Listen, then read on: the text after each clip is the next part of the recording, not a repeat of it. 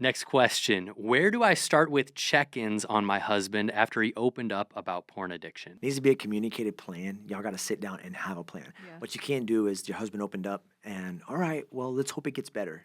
Hope is not a plan. Right. John Maxwell says, don't hope to it, hop to it. You got to just make some action. Right. You got to do some things. And so we had a very clear plan Yeah. when it all happened. She was like, all right, what are you going to do? Yeah. And I was like, all right, well, here's what we'll do. I'll invite any type of accountability that you want. So we downloaded the software that we talked about, Covenant Eyes. It's a great software. I recommend it. We did check-ins, like I think it was started out once a week. Check-ins were like once a Yeah, week on and then- Fridays or date nights, and then you would ask me how we was going. And I would Right. share with you what we were doing. For me, there were things I needed to cut out that she made clear. If I was the offender, I would put out everything that I want to do that I know is a hazard for me. I cut out certain types of movies, certain type of music, certain type of social media accounts, and then I would ask her, "And is there anything else that you need me to do?"